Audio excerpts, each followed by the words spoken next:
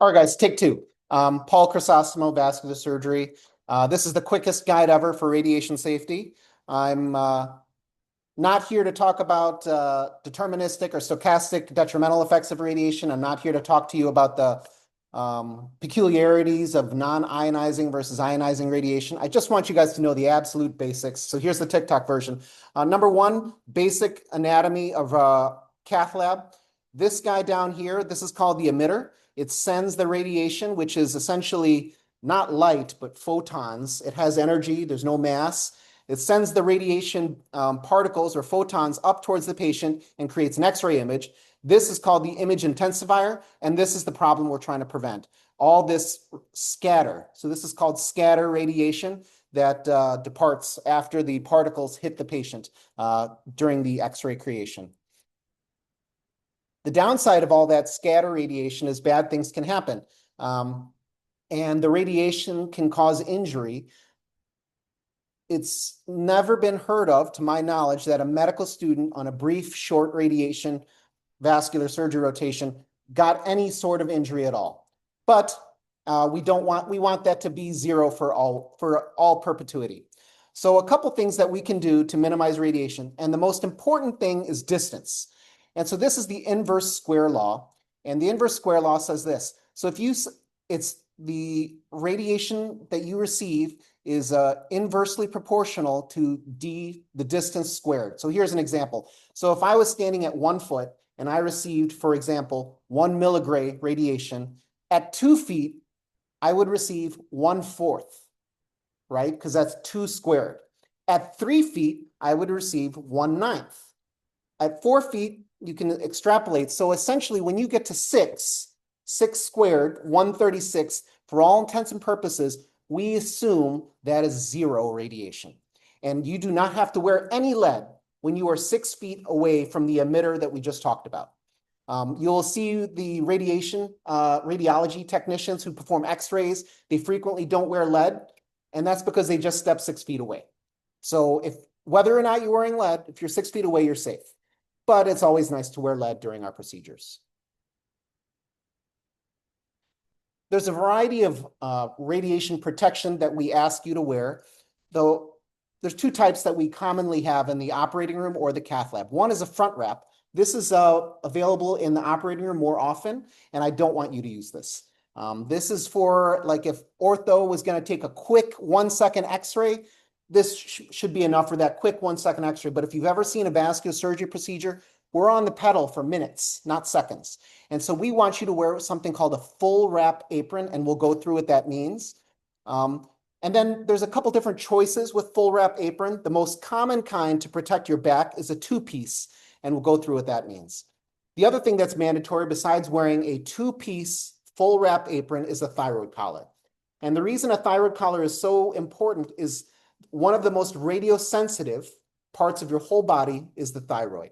And when I say radiosensitive, it's the most susceptible to radiation scatter injury. If you happen to be pregnant, or you may not know, or you're unsure, we have additional lead available to help you with that. And you don't have to declare that to the whole team. You could just declare that to a select 1 or 2 attendings who would be able to provide you with that lead. And you could do that discreetly if you desired. You'll see that the trainees and attendings sometimes use lead-shielded eyeglasses or lead-shielded hats. That's totally unnecessary for a student. This is an example of the front wrap. It's commonly available in the operating room. I do not want you to use this, but if you absolutely had to for some reason, this is what it looks like. It only covers the front. It does not adequately cover the side, and it has zero protection on the back. This is how you place the front wrap.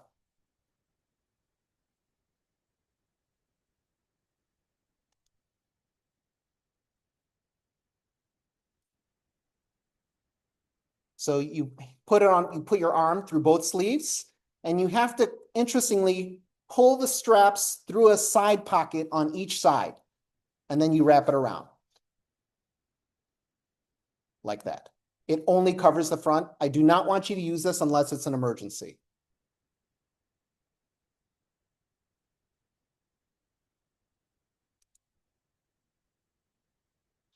The wrap I want you to use is a 2-piece full wrap.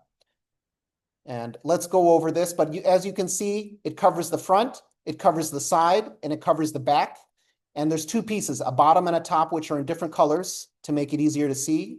And let's watch this video.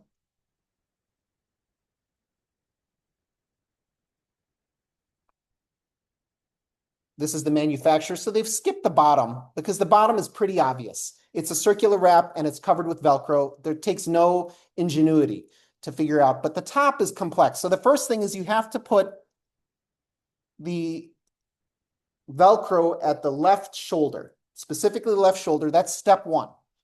So after you put the top on, you look for the left top shoulder. Then you have to find the slits through the bottom and pull those straps through.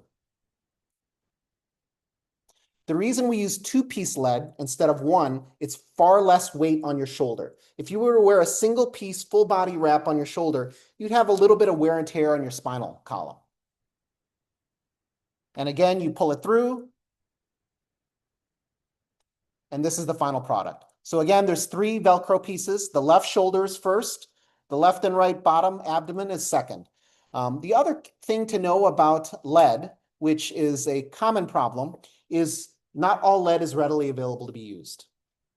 If there's a name on the lead, do not use it unless the attending or trainee specifically says it. If there's a name on it, the reason is it's specifically assigned to fit that person. We have a lot of generic lead, both in the cath lab and operating room. We ask that you use the generic lead. So for example, in the operating room, all of the generic lead is yellow and it has OR 1, 2, 3, 4, etc. You can use any yellow generic lead in the operating room. There are other colors, but it's safe to say if there's a name on it, please don't use it unless we specifically say, go ahead and use it. And reasons why we would say it's okay to use someone with a name is because that person has departed Loyola. There's this word we throw around, ALARA, as low as reasonably achievable. I'm not going to go through any of these things that the trainees have to do to minimize radiation. And there's a lot of things that they can do to minimize radiation. The only thing you as students need to know is during the portions of the procedure with higher radiation, you can do one thing to protect yourself, and that's step back. And why do you step back? It's because of the inverse square law I just mentioned. If you take even 1 foot back, you reduce your risk of radiation by at least 25% or more. And it's a square of the amount of distance. So sometimes when the radiation is extremely high, so if you assume the regular pedal, which is when you're just looking at things around, that's fluoral. If you assume that's a one-time dose rate, we will have a mode that's called digital subtraction. In that mode, we remove the bone and we're injecting contrast. It can be up to 10 times the radiation. So if you see the resident injecting contrast, please step back. The next one is if you are in a cardiology rotation, or sometimes with us on vascular, there's another mode called Cine. It's an extremely high dose of radiation for a brief period to look at something very fine. Again, it can be up to 20 times the radiation. If you see us stepping on the middle or right pedal instead of the left pedal, it could be due to Cine or DSA. We ask you step back. And that's the best protection you could do. In fact, if you step back 6 feet, you don't need to wear lead at all. There's a couple procedures in vascular and other specialties that are extremely high radiation overall. If you happen to be pregnant, if you happen to have some history of cancer, you may want to just be aware of these procedures that have extremely high radiation and be particularly mindful of your lead protection and stepping back. So some of these procedures include a FEVAR, an occlusion of an SFA or iliac, a TAVR in cardiology, or an embolization of anything, whether it's a GI hemorrhage or an intracranial bleed. These are examples of procedures with extremely high radiation. And just to be aware, be more cognizant if you're involved in these procedures to step back whenever possible. So in conclusion, wear protective lead wear.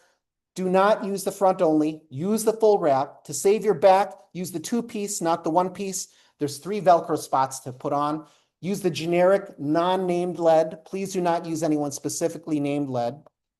During the high radiation procedures like DSA or Cine, please step back due to the inverse square law. And that's it. Thanks.